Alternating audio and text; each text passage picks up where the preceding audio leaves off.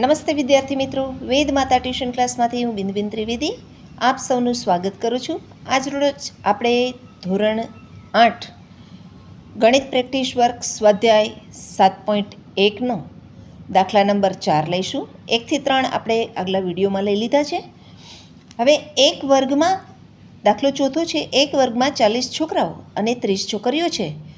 તો પહેલું છોકરા અને છોકરીઓનો ગુણોત્તર શોધો, બીજું છોકરીઓ અને છોકરાઓનો ગુણોત્તર શોધો તથા છોકરા અને કુલ સંખ્યાનો ગુણોત્તર શોધો, તેમજ છોકરી અને કુલ સંખ્યાનો ગુણોત્તર શોધો. હવે કુલ સંખ્યા થશે 40 ને 30 70. એટલે આપણે પહેલો લઈ લઈએ.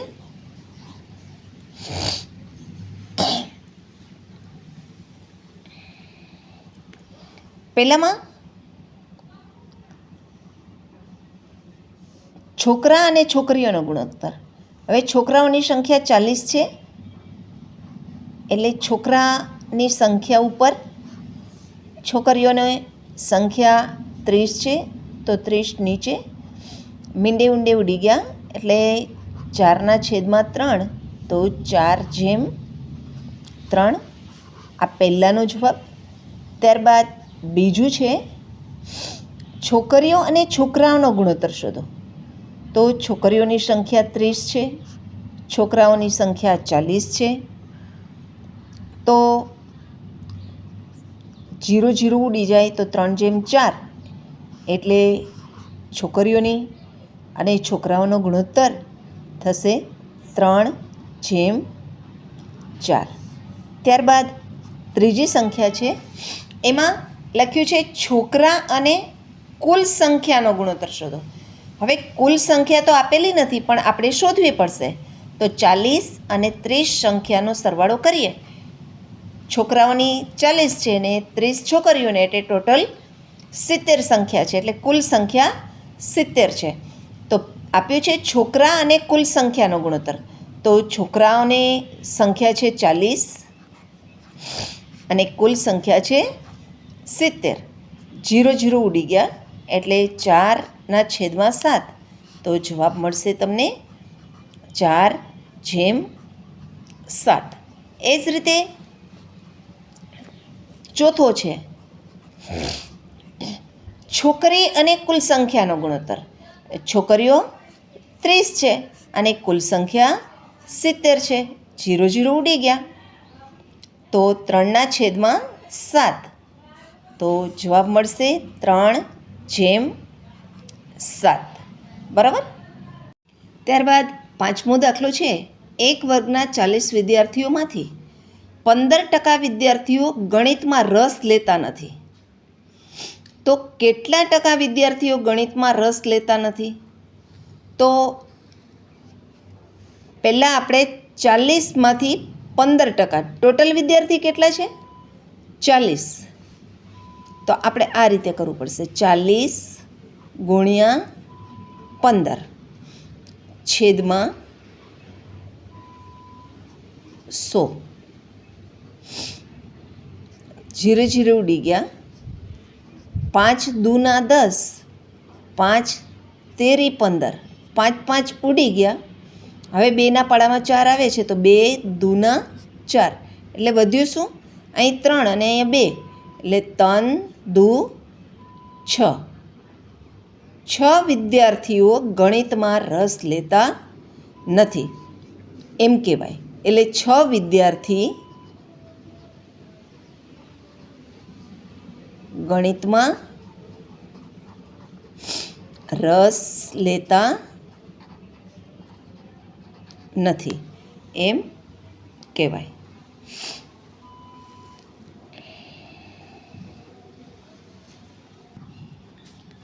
દાખલો છઠ્ઠો છે. એક ક્રિકેટ ટીમે રમેલી કુલ મેચમાંથી 15 મેચ જીતી છે. જો તેમની જીતેલી મેચની ટકાવારી 60% હોય તો તે કેટલી મેચ રમ્યા હશે? હવે મેચમાંથી એણે 60% જીતી છે, તો કેટલી મેચ રમ્યા હશે? તો આપણે ધારો કે આમ કરીએ તો xના 60% બરાબર 15. આ રીતે કરીએ તો થાય. તો આપણે લઈ લઈએ કે x ગુણ્યા 60 છેદમાં 100 બરાબર 15. હવે આ 100 છે એ અહીંયા ગુણાકારમાં જાય અને આ 60 છે ને એ નીચે જશે, એટલે x બરાબર 15 ગુણ્યા 100 છેદમાં 60. 15 ચોકું 60 અને 25 ચોકું 100, એટલે ટોટલ મેચ કેટલી હશે? 25 મેચમાંથી એણે 15 મેચ જીતી છે, એટલે 60%એ 15, બરાબર.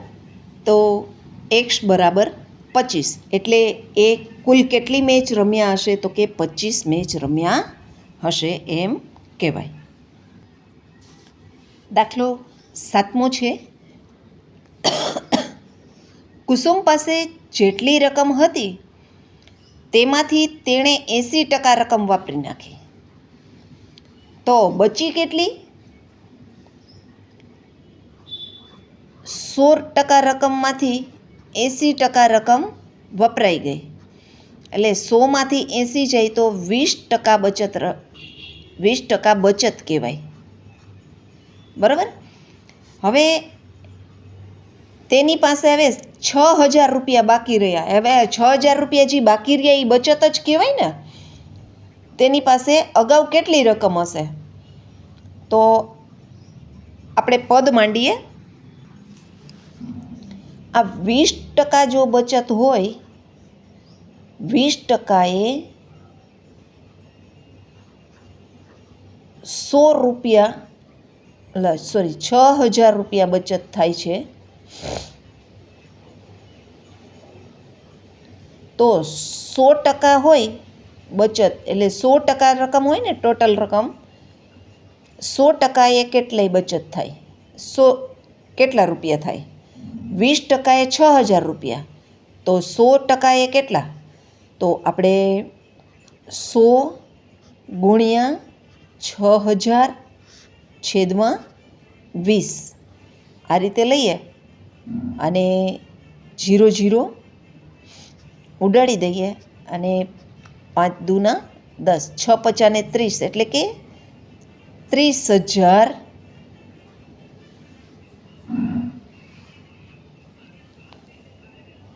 રૂપિયા અગાઉ રકમ હશે. અગાઉ રકમ હશે એમ કહેવાય, બરાબર. હવે દાખલો 8મો છે. ઉત્તમનો માસિક પગાર 18,000 છે. તેની કામની ગુણવત્તા જોઈને કંપનીએ તેના પગારમાં 12% વધારો કર્યો. હવે ઉત્તમનો માસિક પગાર કેટલો થયો? તો 18,000 છે અને 12% વધારો થયો, તો 18,000 હોય એના 12% કેટલા થાય? તો 18,000ના 12% એટલે 18,000 ગુણ્યા 12 છેદમાં 100. મીંડે મીંડે ઉડી ગયા. હવે 18 ગુણ્યા 12 કરી તો 18 એકુ 18 અને 18 દૂના 36, એટલે 6 8 9 10 ને 11નો એકડો વચડી 216 અને પાછળ એક મીંડું, એટલે 2160 રૂપિયાનો પગારમાં વધારો થયો એનો 12% લેખે.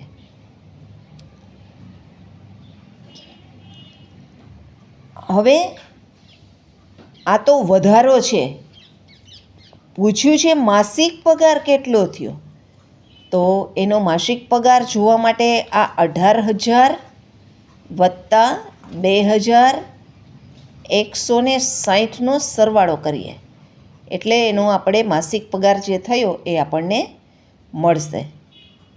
0, 6, આ 1, 8 ને 2 10નું શૂન્ય, વચ્ચડી 1,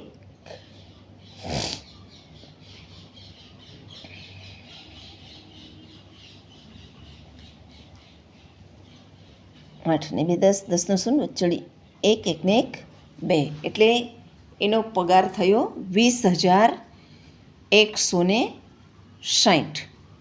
બરાબર, રૂપિયા પગાર થયો. આ રફ ગણતરી છે, આ તમારે કરવાની જરૂર નથી, આ રફ ગણતરી છે. દાખલો 9મો, એક સોસાયટીના કુલ રહીશોમાંથી 75% લોકોને ક્રિકેટની રમત ગમે છે. તો ક્રિકેટની રમત ન ગમનારની સંખ્યા 300 હોય તો સોસાયટીના રહીશોની સંખ્યા કેટલી હશે? તો આપણે પહેલાં શું કરવું પડશે? આટલા લોકોને ગમે છે ને 75% લોકોને, તો કેટલા ટકા લોકોને નથી ગમતા? કારણ કે આપણને સંખ્યા જે આપેલી છે એ ન ગમનારની સંખ્યા આપી છે, એટલે આપણે ન ગમનારની ટકાવારી લઈએ તો 100% છે, એમાંથી 75% કાઢી નાખીએ તો આપણને 25% રકમ મળે, સંખ્યા મળે. હવે આ 25% લોકોને ક્રિકેટ ગમતું નથી, તો 25% વિદ્યાર્થી હોય ત્યારે 300 વ્યક્તિ, 25% વ્યક્તિ હોય ત્યારે એની સંખ્યા 300 થાય છે. તો 100% વ્યક્તિ હોય તો કેટલી સંખ્યા થાય? તો આપણે આ 100 ગુણ્યા 300 આ બેનો ગુણાકાર કરીએ અને છેદમાં 25 લખીએ. 25 ચોખ્ખું 100 થાય.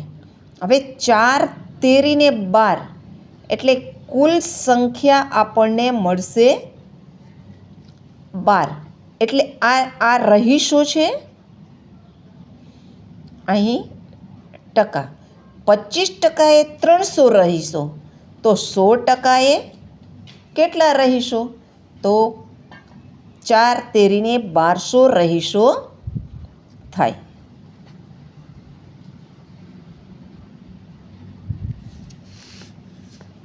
બરાબર. દાખલો 10મો છે, ડ્રોઈંગની એક પરીક્ષામાં A ગ્રેડમાં 20%, બી ગ્રેડમાં 35% અને સી ગ્રેડમાં 25% વિદ્યાર્થીઓ પાસ થયા. બાકીના વિદ્યાર્થીઓ નાપાસ થયા. જો નાપાસ થયેલ વિદ્યાર્થીની સંખ્યા 60 હોય તો કુલ કેટલા વિદ્યાર્થીઓએ પરીક્ષા આપી હશે?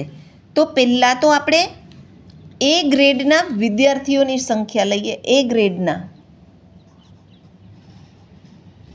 ગ્રેડના વિદ્યાર્થીની સંખ્યા 20% છે, આપણે 20%માં આપ્યા છે. એ જ રીતે બી ગ્રેડમાં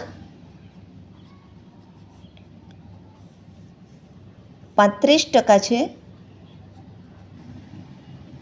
અને સી ગ્રેડમાં 25% છે.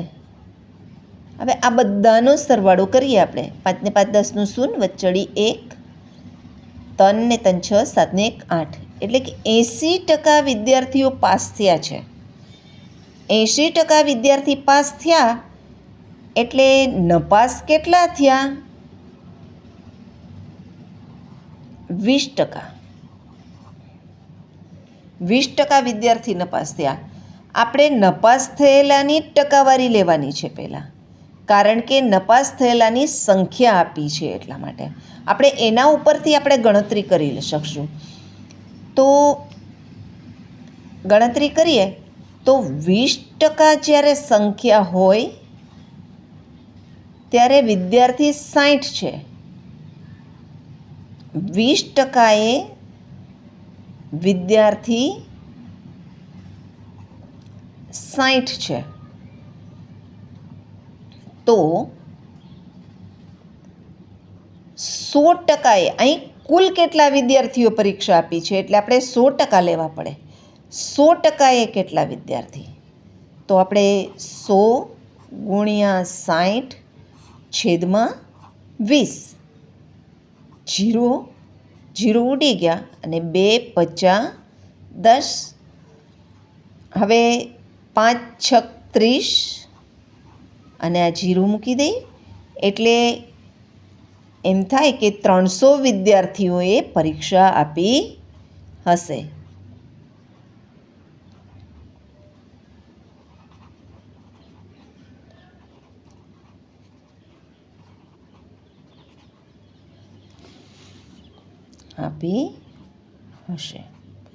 બરાબર? સમજાય છે ને મિત્રો? મિત્રો, અહીં આપણું 7.1 ચેપ્ટર પૂરું થાય છે. મિત્રો, જો તમને મારો આ વિડીયો ગમ્યો હોય તો મારી આ ચેનલને સબસ્ક્રાઈબ કરો અને આ વિડીયો તમારા બધા મિત્રોને શેર કરો અને લાઈક કરો. થેન્ક યુ મિત્રો.